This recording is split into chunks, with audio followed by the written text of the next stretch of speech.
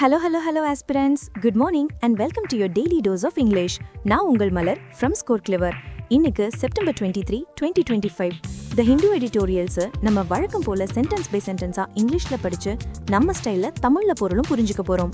இன்னைக்கு எடிட்டோரியல்ஸ்ல இருந்து எடுத்த முக்கியமான vocabularies-ஓட பிரீமியம் PDF நம்ம Score Clever Telegram சேனல்ல ஃப்ரீயா இருக்கு. டிஸ்கிரிப்ஷன்ல இருக்கிற லிங்கை கிளிக் பண்ணி சேனல்ல ஜாயின் பண்ணிக்கோங்க. Okay, let's get started. First editorial-ஓட தலைப்பு Basic structure on the Mysuru Dasara festival. There can be no restriction in a public event on the basis of religion. அதாவது பேசிக் ஸ்ட்ரக்சர்னா அரசியலமைப்பின் அடிப்படை அம்சம். இந்த எடிட்டோரியல் மைசூரு தசரா விழாவை பத்தி பேசுது. ஒரு பொது நிகழ்ச்சியில மதத்தை அடிப்படையா வச்சு எந்த தடையும் இருக்கக்கூடாதுன்னு அழுத்தமா சொல்றாங்க. வாங்க உள்ள என்ன இருக்குன்னு பார்க்கலாம். The Supreme Court of India recently reaffirmed that secularism is a fundamental principle.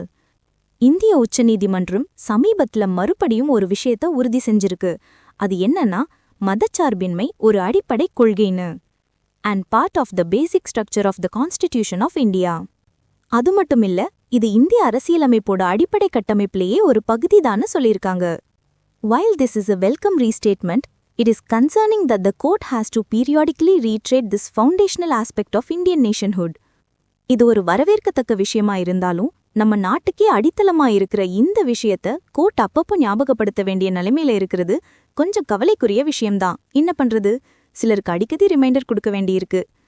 The need arose from a misguided petition that sought to communalize a moment of celebration for all Indians. இந்த தேவை ஏன் வந்துச்சுன்னா, எல்லா இந்தியர்களும் கொண்டாடக்கூடிய ஒரு தருணத்தை மத ரீதியா பிரிக்க முயற்சி செஞ்ச ஒரு தவறான மனுவால தான்.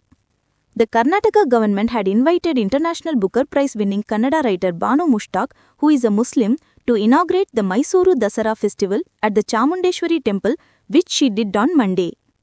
கர்நாடக அரசாங்கம் இன்டர்நேஷனல் புக்கர் பரிசு வென்ற கன்னட எழுத்தாளர் பானு முஷ்டாக் அவங்கள மைசூரு தசரா திருவிழாவை சாமுண்டேஸ்வரி கோவில்ல தொடங்கி வைக்க அழைப்பு விடுத்திருந்தாங்க. அவங்க ஒரு முஸ்லிம். திங்கக்கிழமை அன்னைக்கு அவங்க அந்த விழாவை தொடங்கி வைக்கவும் செஞ்சாங்க. This festival, a state-sponsored cultural event that is not purely religious, serves as an occasion for all communities to come together and share in the joy of the festival. இந்த விழா அரசாங்கத்தால நடத்தப்படுற ஒரு கலாச்சார நிகழ்ச்சி. இது முழுக்க ஒரு மத விழா கிடையாது. எல்லா சமூக மக்களும் ஒன்னு கூடி இந்த கொண்டாட்டத்துல பங்கெடுக்க இது ஒரு வாய்ப்பா அமையுது. The petition filed in the court alleged that Ms. Mushtaq's participation violated Articles 25 and 26 of the Constitution, which guarantee freedom of religion. ஆனா கோர்ட்ல தாக்கல் செஞ்ச மனு என்ன சொல்லுதுன்னா, திருமதி முஷ்டாக் இதுல கலந்துகிட்டது மத சுதந்திரத்துக்கு உத்தரவாதம் கொடுக்கிற அரசியலமைப்பின் 25 மற்றும் 26வது பிரிவுகளை மீறுதுன்னு சொல்லுது. என்ன ஒரு கண்டுபிடிப்பு பாருங்க.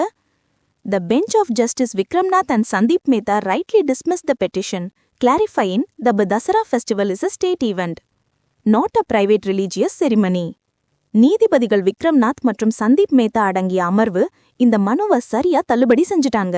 அவங்க தெளிவா சொல்லிட்டாங்க, தசரா விழாங்கிறது ஒரு அரசாங்க நிகழ்ச்சி, அது யாருடைய தனிப்பட்ட மத சடங்கு கிடையாதுன்னு. The court emphasized that the state cannot discriminate based on religion when organizing public events. ஒரு பொது நிகழ்ச்சியை ஏற்பாடு செய்யும்போது அரசாங்கம் மதத்தின் அடிப்படையில பாகுபாடு காட்ட முடியாதுன்னு கோர்ட் முக்கியமா சொல்லியிருக்கு. And questioned whether the petitioner had even read the Constitution's preamble, which unambiguously promotes equality and secularism. அது மட்டுமல்ல, அந்த மனுதாரர் அரசியலமைப்போட முகவுரைய படிச்சிருக்காரானே கோர்ட் கேள்வி கேட்டிருக்கு. ஏன்னா அந்த பிரியாம்பிள் சமத்துவத்தையும் மதச்சார்பின்மையையும் ரொம்ப தெளிவா சொல்லுது. நம்ம எக்ஸாம்க்கு பிரியாம்பிள மனப்பாடம் பண்ற மாதிரி அவரும் பண்ணியிருக்கலாம், ஆனா பொருளும் புரிஞ்சிருக்காரான்னு தெரியல. The Karnataka High Court had previously upheld the government's decision, stating that a person of one faith participating in the events of another does not violate anyone's constitutional right. இதுக்கு முன்னாடியே கர்நாடக உயர்நீதிமன்றம் இந்த அரசாங்கத்தோட முடிவை சரிதான்னு சொல்லியிருக்கு. ஒரு மதத்தை சேர்ந்தவங்க இன்னொரு மதத்தோட நிகழ்ச்சியில கலந்து கொள்றதுனால யாருடைய அரசியலமைப்பு உரிமையும் பாதிக்கப்படாதுன்னு சொல்லியிருக்கு. The constitutional right to practice and profess religion cannot be interpreted as a right to restrict others from participating in a faith's practices. ஒரு மதத்தை பின்பற்றதுக்கும் வெளிப்படுத்துறதுக்குமான அரசியலமைப்பு உரிமைய மத்தவங்கள அந்த மதத்தோட பழக்க வழக்கங்கள்ல கலந்து கொள்ள விடாம தடுக்கிறதுக்கான உரிமையா எடுத்துக்க முடியாது. லாஜிக்கே இல்ல பாருங்க. restricting participation in any public gathering based on religion is indefensible in a pluralistic society. பன்முகத்தன்மை கொண்ட ஒரு சமூகத்துல மதத்தை காரணம் காட்டி ஒரு பொது நிகழ்ச்சிக்கு வராதீங்கன்னு சொல்றது கொஞ்சம் கூட ஏற்றுக்கொள்ள முடியாத ஒரு விஷயம். Although some places of worship still limit access to certain groups, such practices remain a source of legal and ethical debate. சில வழிபாட்டு தலங்கள்ல இன்னமும் குறுக்கிட்ட குழுக்களுக்கு அனுமதி மறுக்கப்பட்டாலும் அந்த மாதிரி பழக்கங்கள் சட்ட ரீதியாவும் நெறிமுறை ரீதியாவும் ஒரு விவாத பொருளாதான் இருக்கு. Those who perceive a threat to their religion from someone who is voluntarily and happily joining its festivities are either cynical or cunning. ஒருத்தர் மனப்பூர்வமா சந்தோஷமா நம்ம விழால கலந்து கொள்ள வரதால தன்னோட மதத்துக்கு ஆபத்துன்னு நினைக்கிறவங்க ஒன்னு ரொம்ப சினிக்கலா இருக்கணும், அதாவது எல்லாரையும் சந்தேகப்படுறவங்களா இருக்கணும், இல்லனா ரொம்ப கன்னிங்கா, அதாவது தந்திரமானவங்களா இருக்கணும். In fact, over many centuries and across different geographies, festivals and pilgrimages have united India's diverse population, often transcending social barriers. உண்மையில் சொல்லப்போனா பல நூற்றாண்டுகளா இந்தியா முழுக்க வெவ்வேறு பகுதிகள்ல இந்த மாதிரி பண்டிகைகளும் புனித யாத்திரைகளும் தான் சமூக தடைகளை எல்லாம் தாண்டி நம்ம நாட்டு மக்களை ஒன்னா இணைச்சிருக்கு. The acceptance of this shared mixed cultural heritage is a common thread among all Indian political parties, even amid their disagreements. இந்த மாதிரி ஒரு பகிரப்பட்ட கலவையான கலாச்சார பாரம்பரியத்தை ஏத்துக்கிறதுங்கிறது எல்லா இந்திய அரசியல் கட்சிகளுக்கு இடையில இருக்கிற ஒரு பொதுவான விஷயம், அவங்களுக்குள்ள 1000 கருத்து வேறுபாடு இருந்தாலும் சரி.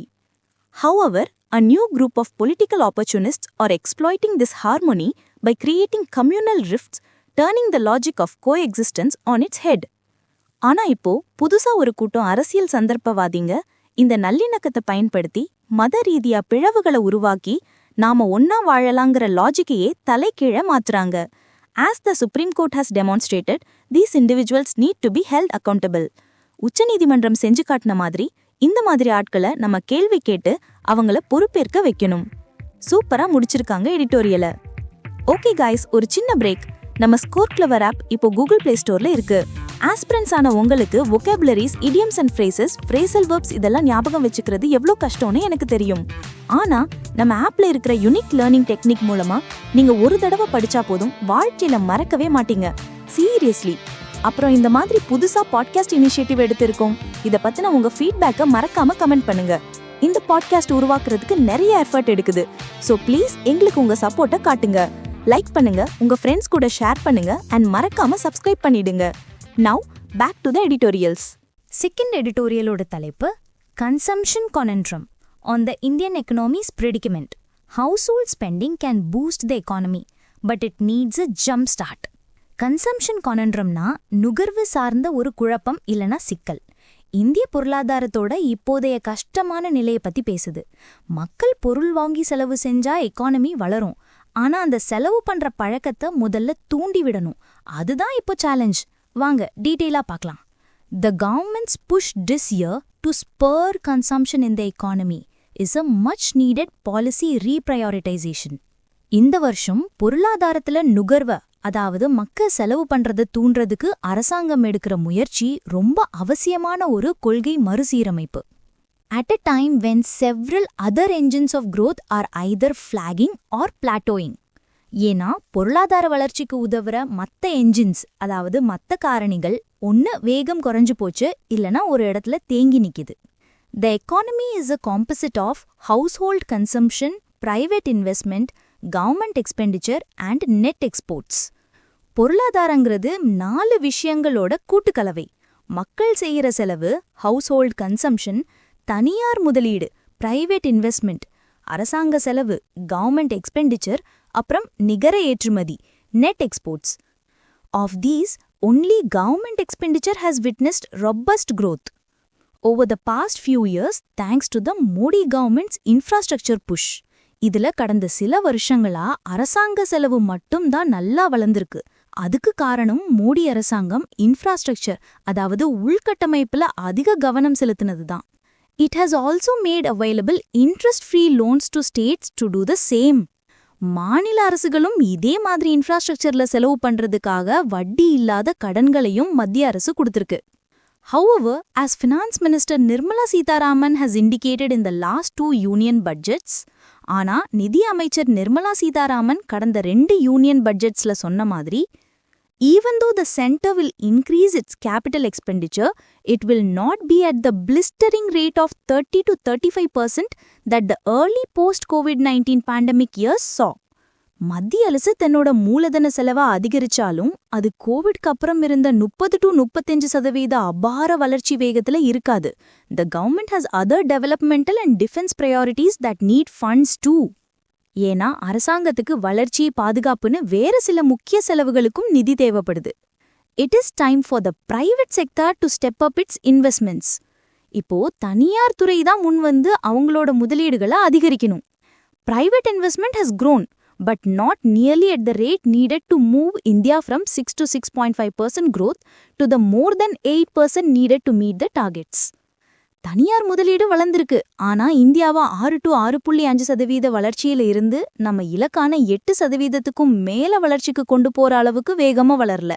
Given that industrial capacity utilization has not crossed 80% since March 2011, the only way to induce more private investment is to increase demand substantially.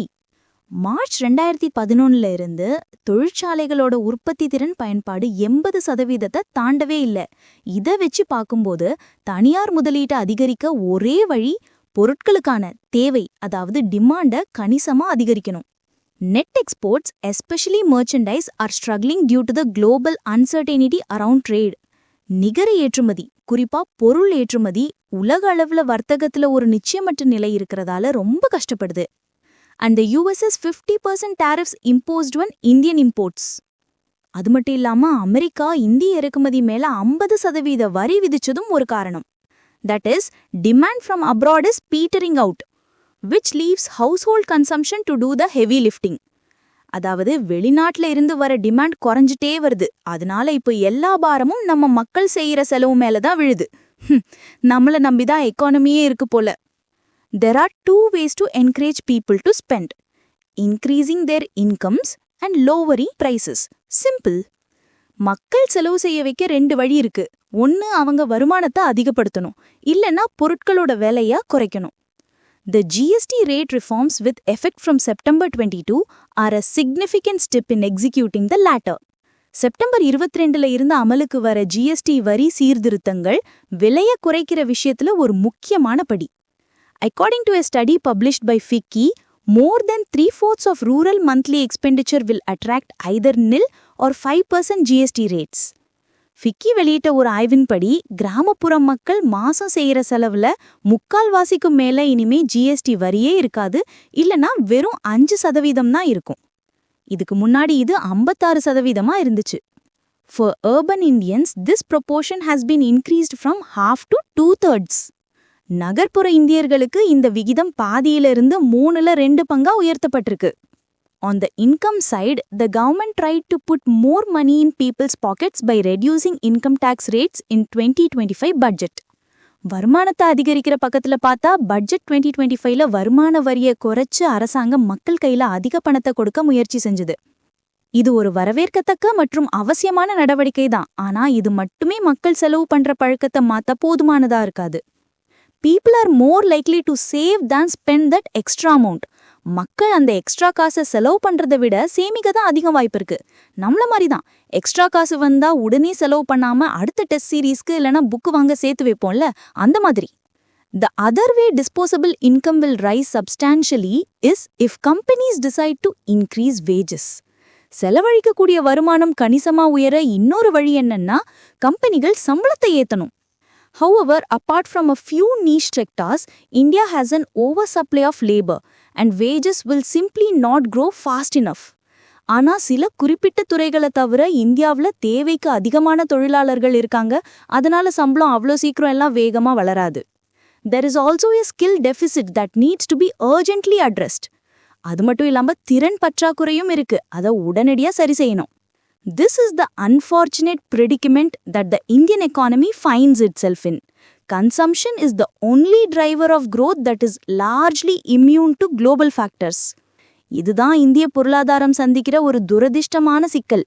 நுகர்வு, அதாவது கன்சம்ஷன் மட்டும்தான் உலக காரணிகளால பெருசா பாதிக்கப்படாத ஒரே வளர்ச்சி என்ஜின், அதாவது consumption. but it also has high inertia, needing relatively more fiscal investment before it can get a jump start. ஆனா அதுக்கு இனர்ஷியா, அதாவது ஒரு மந்த நிலை அதிகமா இருக்கு. அதை தட்டி எழுப்பி ஓட வைக்க ஒப்பீட்டளவுல அதிக நிதி முதலீடு தேவைப்படுது. ஸோ எக்கானமிக்கு ஒரு ஜம்ப் ஸ்டார்ட் தேவைப்படுது. And that's a wrap for today's editorials. Guys, இப்படியே விட்டுட்டு போயிடாதீங்க, உங்களுக்கான ஒரு சூப்பர் எக்ஸைட்டிங் விஷயம் இருக்கு. நம்ம ஸ்கோர் கிளவர் டெலிகிராம் சேனல்ல தினமும் சாயங்காலம் 5 மணிக்கு எடிட்டோரியல் vocab லீக் நடக்குது. இது IPL ஃபார் எடிட்டோரியல் vocab மாதிரி. அன்னைக்கு நம்ம டிஸ்கஸ் பண்ண எடிட்டோரியல்ஸ்ல இருந்து vocab குவிஸ் நடக்கும். மந்த்லி லீக்ஸ், ஸ்கோர்ஸ், ரிவார்ட்ஸ்னு ஒரே தமாஷா தான் இருக்கும். படிச்சதை உடனே டெஸ்ட் பண்ணி பார்க்கறதுக்கு இதை விட சிறந்த வழி இருக்கவே இருக்காது. ஸோ டிஸ்கிரிப்ஷன்ல இருக்க லிங்கை கிளிக் பண்ணி நம்ம vocab லீக்ல ஜாயின் பண்ணுங்க. உங்க நாலேஜை டெஸ்ட் பண்ணுங்க. See you there at 7 PM sharp. Until then, this is Malar signing off from Score Clever. Keep learning, keep growing. Bye-bye.